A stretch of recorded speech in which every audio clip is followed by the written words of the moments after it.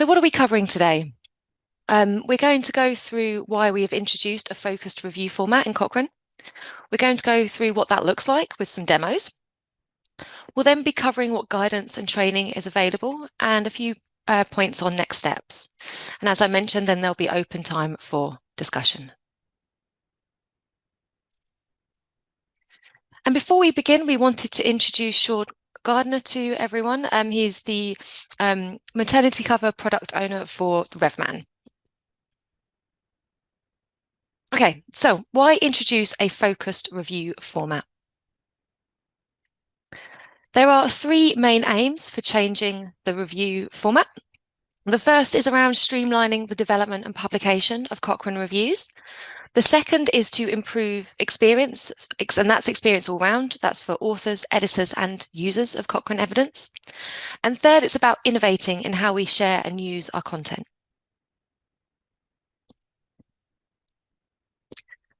So these changes that we introduced were informed by a research project back in 2021, 2022 that included a survey of nearly 1,000 respondents from across the Cochrane community. And when it came to the format itself, a lot of the feedback was about the reviews being too long, with a lot of duplication, and that they were very laborious to produce and very rigid. So to address this, from the 21st of September, all new protocols, reviews and updates now use our focused review format, and authors with ongoing protocols and reviews can opt in to use it. By combining these changes to the review format with changes to data management structures in RevMan, so these new data structures are called study-centric data, RevMan now guides authors to plan more details around their review and syntheses at the protocol stage. And we have new templates to help authors focus reporting on the main outcomes for the summary of findings tables. This not only streamlines the later review stages, but it also creates better defined and better focused reviews that are less overwhelming and less difficult to write and navigate. Anything that's not directly related to the main outcomes in the summary of findings tables, so any information that enhances or provides additional context for the review, these will be moved to the next layer of supplementary materials. And then having this clearer distinction between the main article and what's supplementary will make it easier for readers to access and use the evidence. And as the full characteristics of included studies tables will move to supplementary materials, authors should create an included studies and analyses table, which details what studies contribute results to which or what review outcomes, which was another common area of feedback from that survey to help readers interpret reviews more easily. Another theme was that author guidance was difficult to follow, as that guidance was in too many places. We've therefore simplified that core author guidance onto one page and created a protocol and review template as well. Cochrane now endorses publishing standard reporting guidelines instead of having its own bespoke reporting guidelines to make things simpler for new and current authors. However, Cochrane still has its own bespoke conduct standards. We have just separated out conduct standards versus reporting standards. So, for example, if I'm an author of a Cochrane Review of Interventions, I would use MASIA for the Cochrane standards, as I always have. But when it comes to writing my protocol and review, I would use the new template, which would guide me on what PRISMA 2020 items to report in the review in which section. And this, again, addresses a lot of the feedback requesting better guidance for authors. And we have new subheadings, a couple of new subheadings to improve the consistency between reviews. And we've already also added new sections on equity, consumer involvement, and data to showcase the integrity of our evidence even more. So here's a summary of all the changes to review and data formats that have been introduced in 2023. First is around managing data at the study level, which does open up a lot of benefits for authors with pre-specifying your PICO in RevMan, and that then facilitates data extraction and analyses and enables imports and exports. So this is recommended, but it is optional for authors. And then the main focus of today's webinar is around the review format. And with the changes to this focused review format, your main article should be clear, concise, and focused on your main findings. The idea is to keep the main article short, readable, and accessible. And to help with this, we've added a suggested word limit of 10,000 words. And this can be seen in RevMan from the submission preview. From the 31st of March next year, all new protocol, review, and update submissions to the Central Editorial Service will need to use this more focused format. And these developments to focus, excuse me, to focus Cochrane Review have been so far mostly about technology and process changes, but fundamental to focusing a review is defining and managing its scope. If people are focusing their reviews better, their review question will be clearer, their syntheses will not be as overwhelming, and the review itself will be less cluttered. And then all the good stuff comes off of the back of that. It will take less time to do the reviews, and it will be easier to stay on top of the question and evidence. Format in itself does not fix scope, but what we've developed should mean authors think more about the comparisons and the questions that matter most. And that's why people are such a core element of focusing reviews.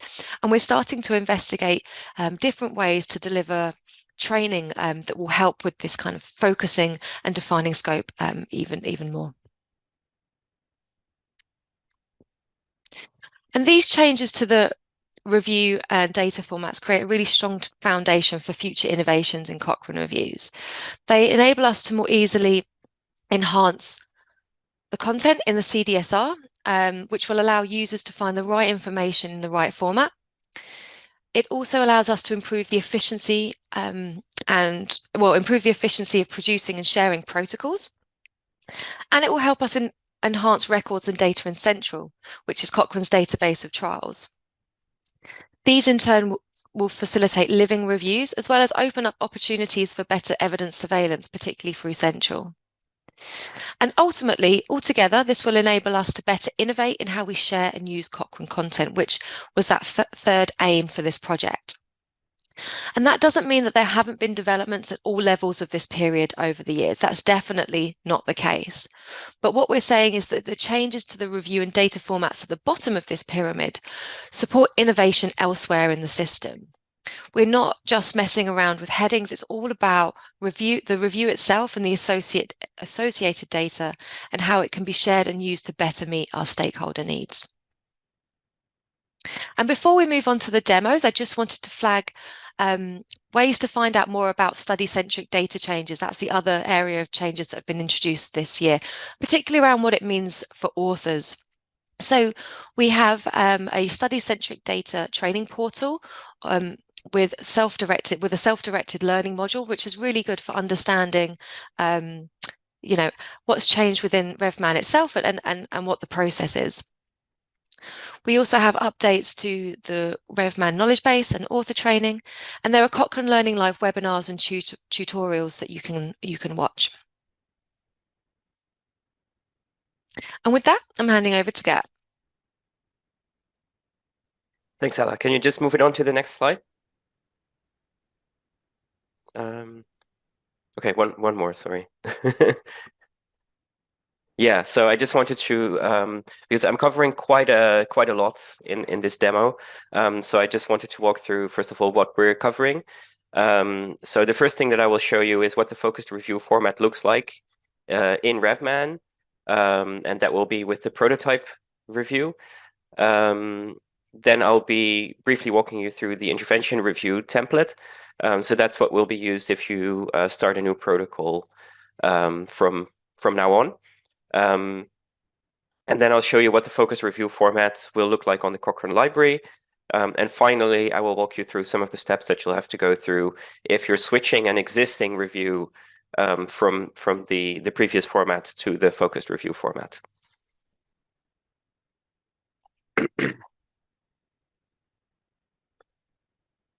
So just need to make sure I share the correct thing. There you go. All right.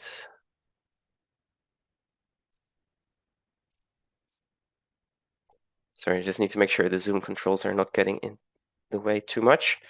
There we go. All right, so and like I said, I'll cover quite a bit of ground, and I'll go through this pretty quickly. Don't worry, you don't have to remember all of this. It's just to get you familiar and make you aware of some of the steps that you may need to take.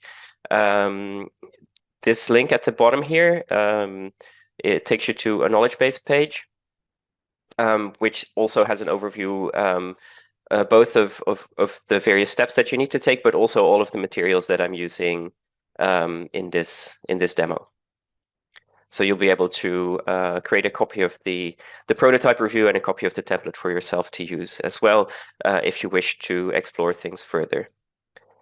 Okay, so this is the focus review format prototype, and I can tell that it's in the focus review format because it has this little banner here that says review format changed. So that's one easy way to tell that it's different.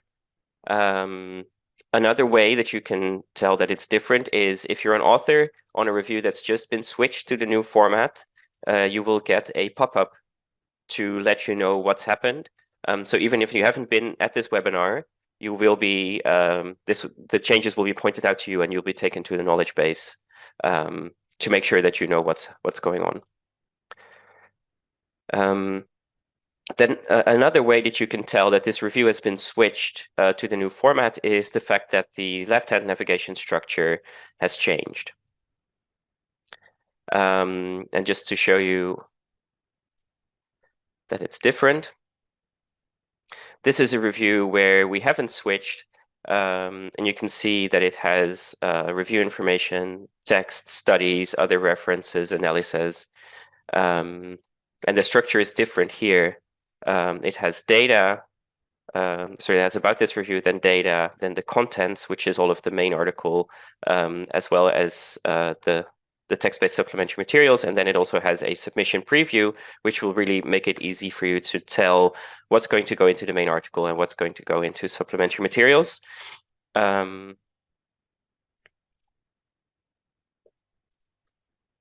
Right, so about this review has really been is essentially a slimmed down version of review information, and what this contains is really just the information that will impact publication of the review. So it's the authors and their affiliations. It's the what's new events, which will determine things like whether it will appear on the library as a new citation version or not, as well as the published notes. Then there's a data section, which is collecting together all of the data management and the analysis. So this review has study-centric data enabled, so we also get this review criteria screen. Then it's got the included, excluded, awaiting classification and ongoing studies, as well as the analysis. So this is familiar. This is all familiar stuff, but in a slightly different place.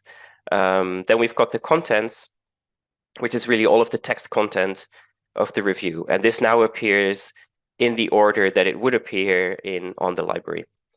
And this is an intervention review. This has quite a bit of headings changes. You can see some new headings in the abstract. Most of these apply only to intervention reviews, but these new headings for funding and registration are there for all review types. So we've got the abstract, we've got the plain language summary, summary of findings, and then the main text of the review, which still consists of background, objectives, methods, results, discussion, and author's conclusion. But there are some subheadings changes within these for intervention reviews. Right. So then we've got additional information, which is really collecting together the various smaller sections that give background information about the review and how it was produced. So this now includes all of those sections that would appear in the published review. There's two new ones here, which can apply to all review types, which is registration and protocol, and data code and other materials.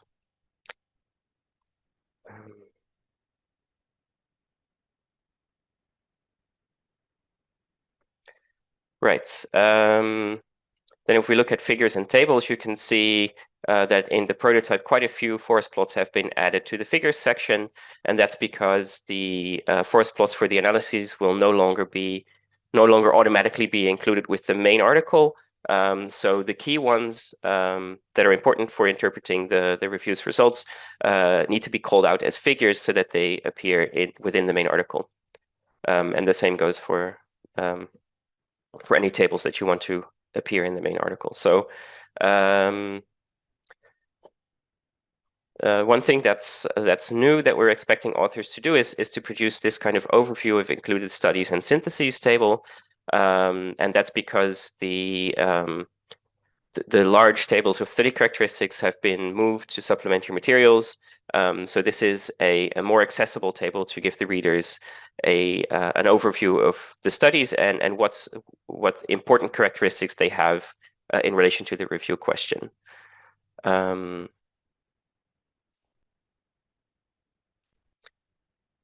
Okay, so then within the contents, we have two more sections here that are not part of the main article, but they are textual supplementary materials.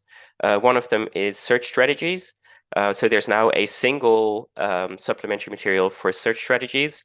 Previously, you had the option of creating one or several appendices, but within the focused review format, you're expected to create a single search strategy supplementary material.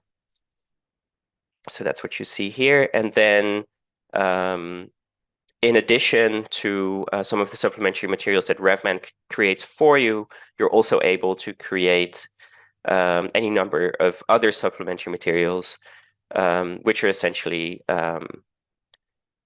additional text that provides background to the review. Okay.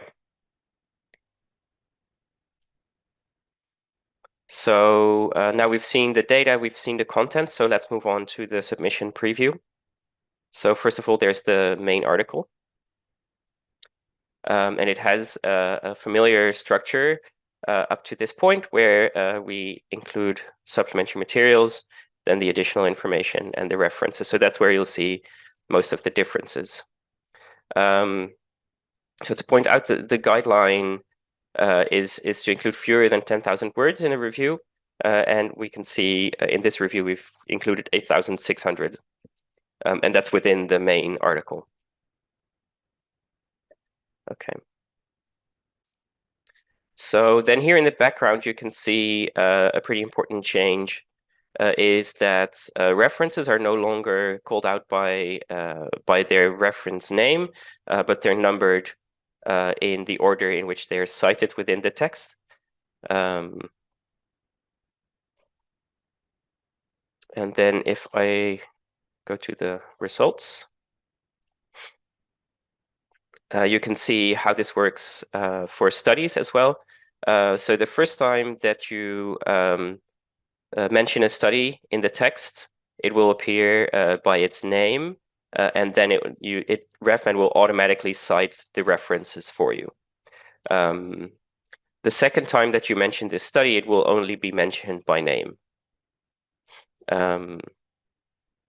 Right, and what you can see here as well in the results is the supplementary material is called out as follows. So a complete record of all comparisons and analyses is available for this review in supplementary material 5. So if I click on this link, it will take me here to supplementary material 5. And this is a link that will download that supplementary material.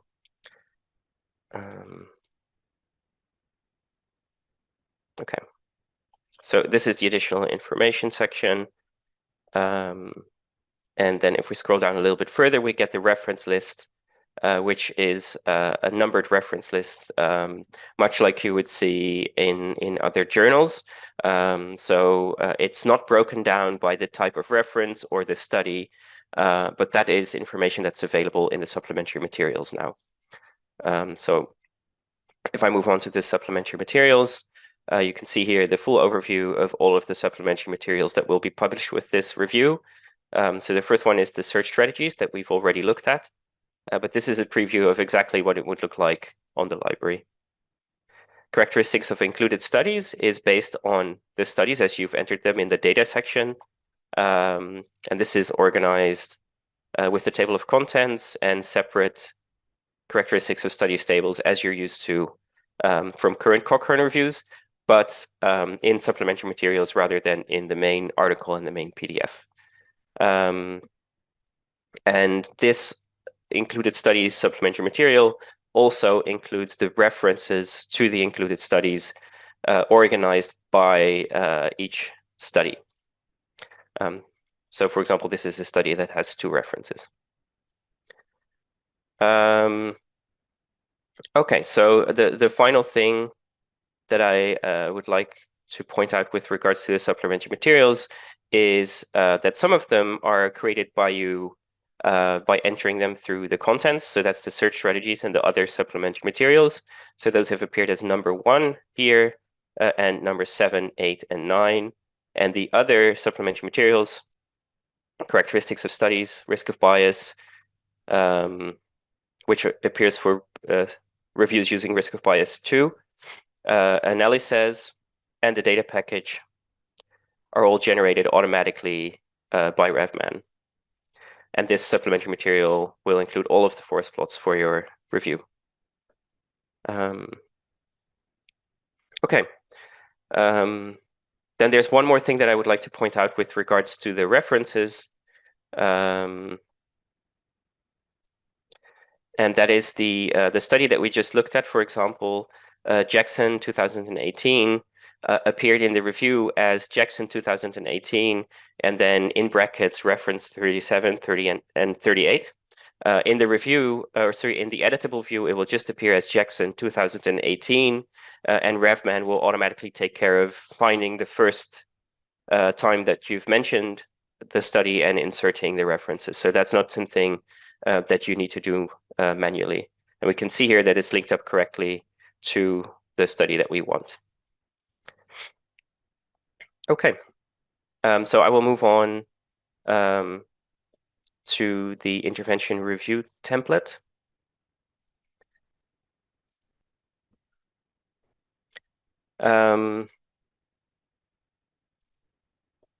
Right, so the intervention review template is on the one hand, it meant to help you write your review in the new focused review format, but also to help you follow the reporting standards, so Prisma 2020 for intervention reviews. And so if you're writing an intervention review, it's really useful if you follow the template. The template is also available as a practice review from the knowledge base page that I showed you earlier.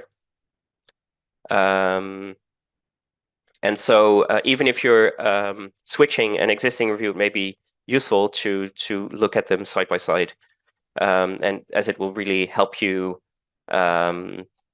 interpret the section headings and make sure that you're reporting the right thing in the right place. And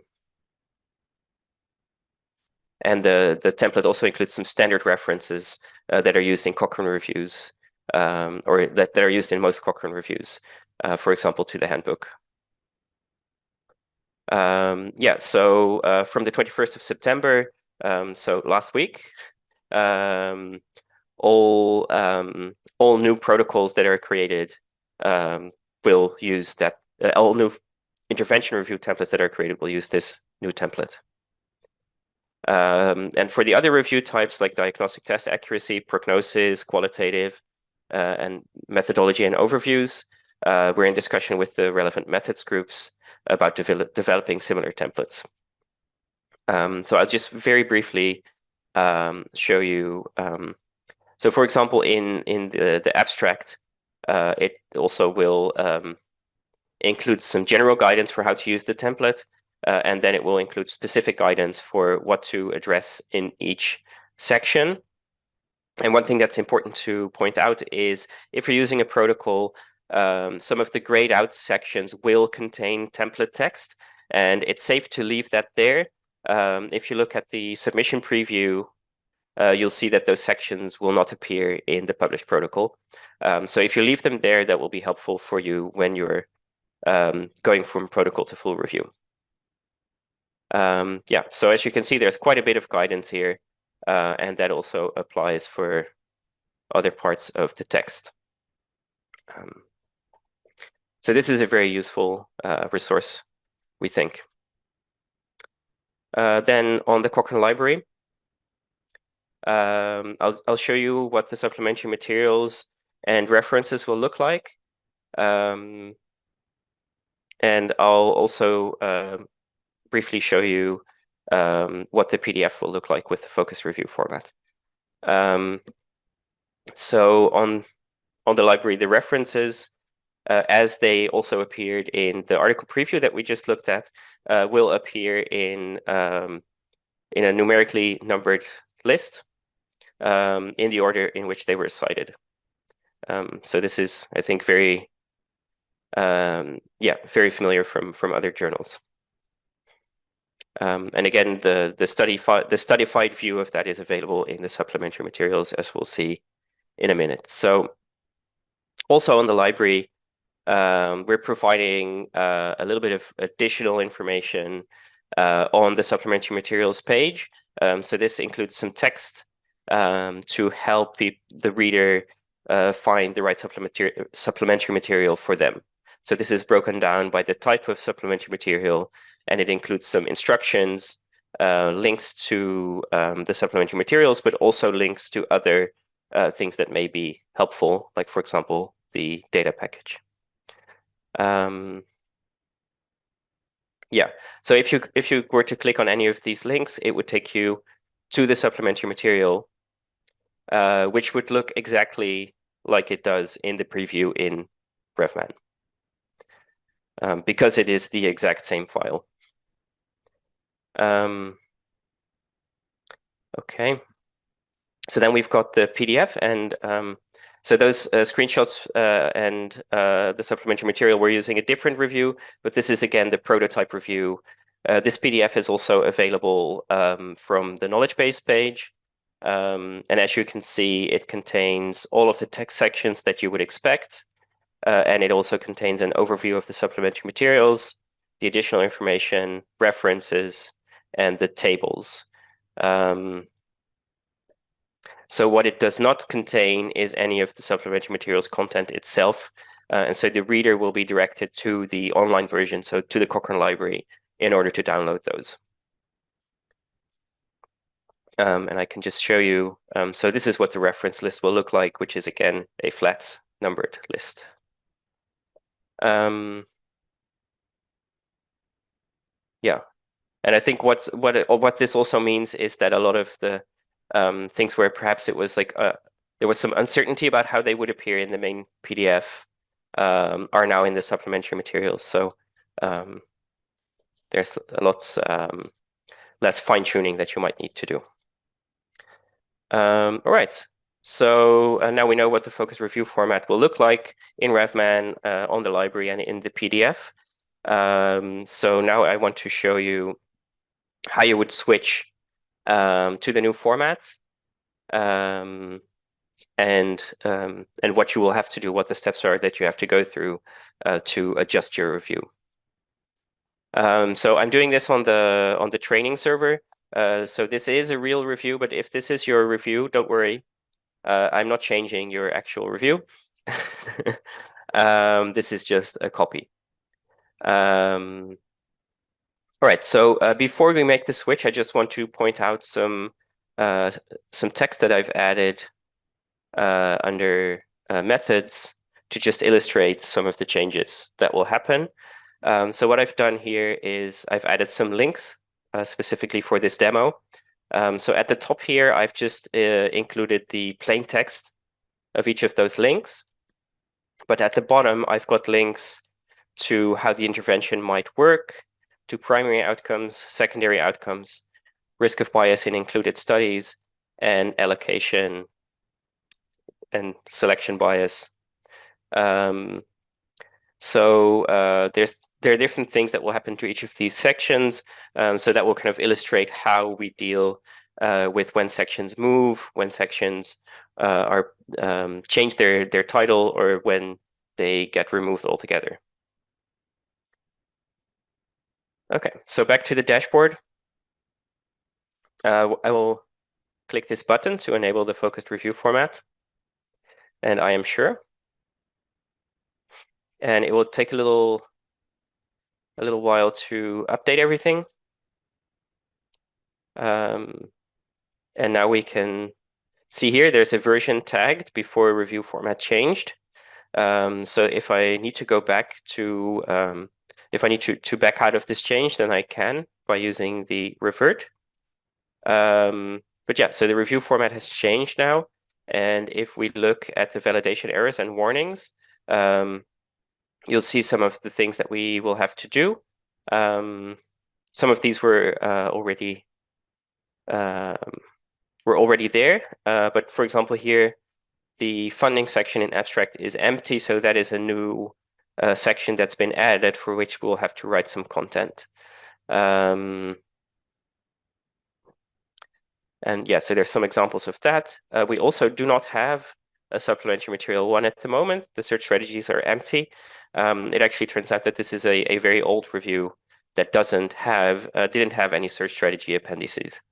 There's also no links to supplementary material 1, 4, and 5 in the text. If we look at the warnings, there's some warnings about empty optional sections, and there's also a warning about broken links, which is in this section where I added these example links.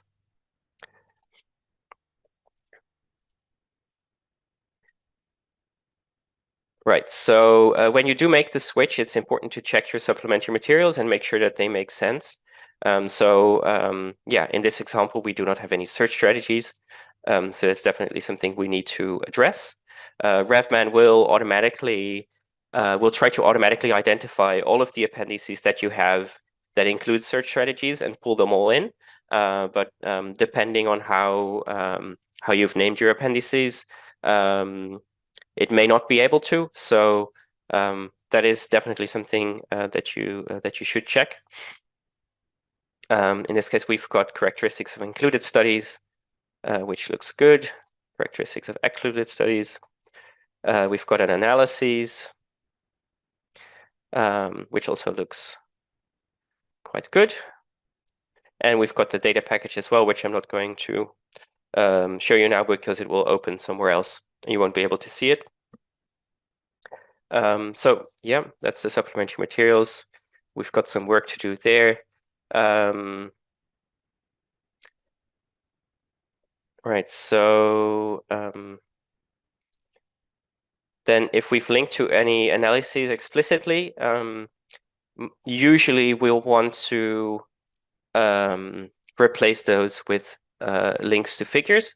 So for example, here I've got my analysis 1.1, and this is an analysis that's important for the main results of the review. So what I need to do is create a figure for it.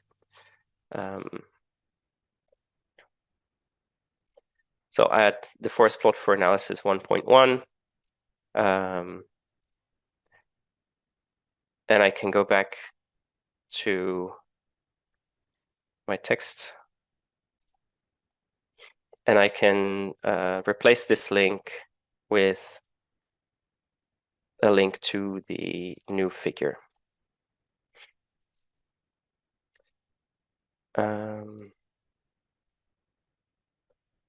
Right, so then if we go to the included studies, you can see here that the link to the characteristics of included studies has automatically been replaced by a link to supplementary material 2. So in this case, it reads okay, so we don't need to do anything further. Okay. So then the headings changes. I've already showed you that there were some validation errors and warnings where we need to fill in text in currently empty sections. So one example of that is in the abstract where we don't have any funding or registration information yet. What can also happen, because we've removed some sections and changed their names, is that you need to update how you're linking within the review. So I'm going to go back to that example that I showed you earlier. So the section, how the intervention might work, is one of those sections that's been removed. So don't worry, we haven't deleted your text. That's still located close to where it used to be in the flow of the review. But we have removed the heading, so this link will no longer work. So what I can do is I can remove the link and I can link to a different section.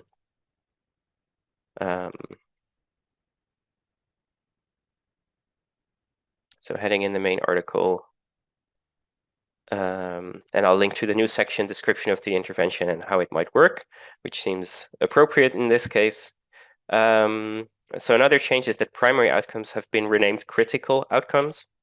So that's just a change that RevMan will make for you. And the same goes for secondary outcomes, which has been renamed to important outcomes. Risk of bias in included studies is a section that hasn't changed. So that link still works, but we've removed all of the subsections.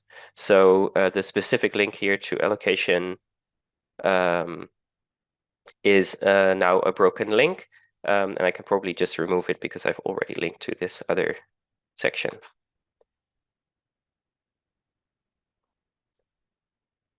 All right, so those are the how you deal with the headings changes, how you deal with the newly introduced supplementary materials. And I already showed you what happens when you mention a study, which is the very first time that you do that, RevMan will automatically include the reference citations for you. But when you're citing references directly, there are some cases now where if you had an existing review that did that, you might need to update the text. So I'm going to go to the background for that, because it has an example of that.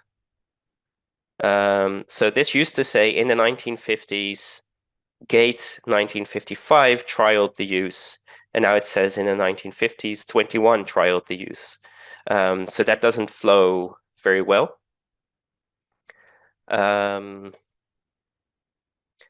So what we can do in this case is actually move the citation to the end of the sentence. And yeah, we can rephrase this. So for example, in the 1950s, the use of local anesthesia,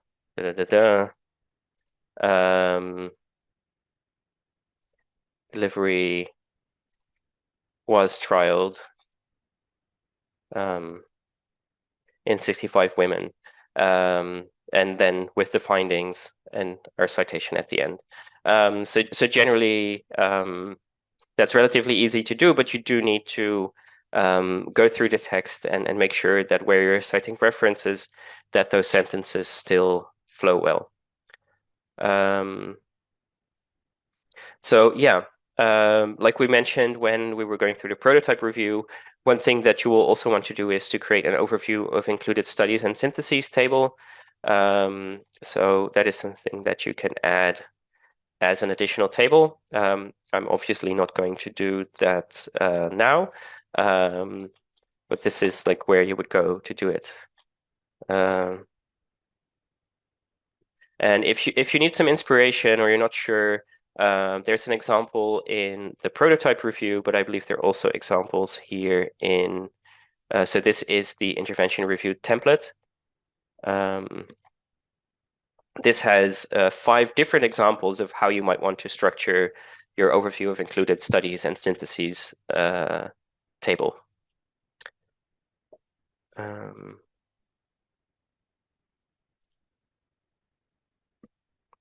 Yeah, and as well, like we said earlier, if you are switching to the new format, besides going through the specific things that we just looked at, you might want to go through the intervention review template as well, and just make sure that you're reporting things in the expected place and in the expected way. Yeah, and so the focus review format uses publishing standard reporting guidelines, and for intervention reviews, that's Prisma 2020. And yeah, it's not a radical change to how you write your review, but we do recommend that you look at the guidance and look at the templates before submitting your review. All right, that's all I had, I believe. Ella, have I forgotten anything? There is one question actually that's come through. There's been a few. Oh, I've tried to great. answer some of them as they've come through, but one is around RevMan and confidence that would be useful for to put to you, Gert.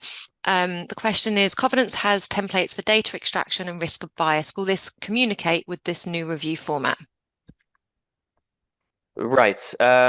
So yes. So in this review, what I haven't done is I haven't switched on study-centric data.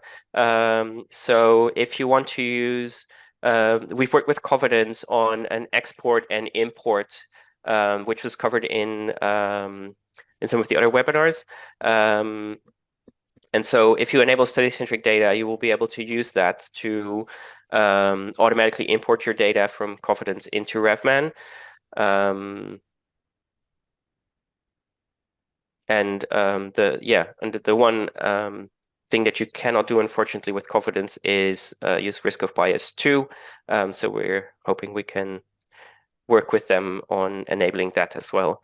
But all the other data, so your included so all of your included study data, including characteristics and references and risk of bias, judgments, and result data, you will be able to import into RevMan automatically. And what's really neat with that import related to study-centric data is that would then automatically create your full characteristics of studies tables. Indeed. Yep. Great. Okay, should I take over again sharing? Yes, thanks. Yep. Okay, so we just have a couple more slides before we have the question section. So I'm just going to pull together, summarize what guidance and support is available. Excuse me. So we have made updates to the RevMan knowledge base and author guidance. As Gert has shown, we have these new templates and an example prototype. We have also updated chapters across the Cochrane Handbook, the Cochrane Intervention Handbook, and we have learning live webinars and tutorials that anyone can watch and catch up on. And if anyone has any questions about using this focused review format, they can contact support at any time. What are the next steps? So I just wanted to recap what this means for authors. So with these changes, an author will have a more similar experience to publishing systematic reviews elsewhere, but with the extra guidance, the extra support and extra training that comes with producing a Cochrane review. There is also simplified reporting with these new templates that will aid authors what to report where, facilitating adherence to the expected standards. And also with the focused reporting and less writing, it will be easier to stay on top of the question and the evidence. We also envision a greater impact for published reviews. This is because the main article focuses on that main content, and by moving everything else to supplementary materials, it will make using and navigating the evidence much easier for readers. There's also the new data package, which is part of the data format changes. and is included within the supplementary materials that will make for more efficient uptake of Cochrane evidence and guidelines. And along those same lines of enhancing our impact, the reviews better showcase the integrity of Cochrane evidence with new sections on equity, consumer involvement, and data.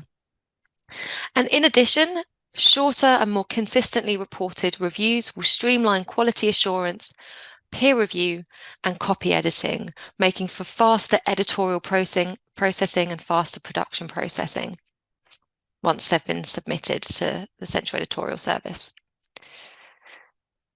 And with this process, we are taking an agile and iterative approach. What we have launched and showcased today isn't the end product.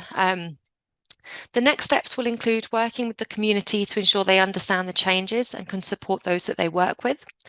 We also plan to repeat the original survey to understand any gaps in what we've implemented so far, and that will help us plan for the future. We've set up metrics to monitor the impact of these changes, and we'll be able to adapt the plans where necessary. And we're also planning now that we've kind of reached this milestone, planning to assess the developments that have been implemented over the last year, and think about prioritizing plans for 2024.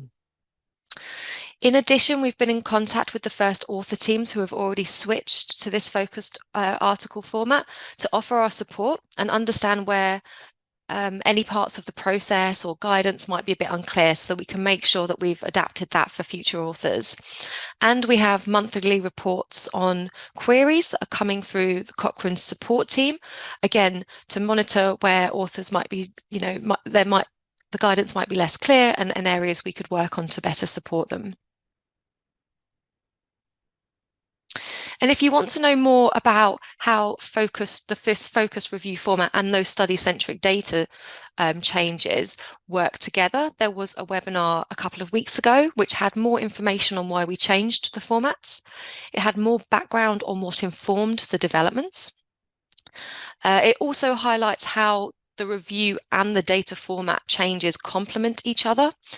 And has more information on how we plan to monitor and evaluate. So a link to that webinar has just gone into the chat. Thank you, Dario.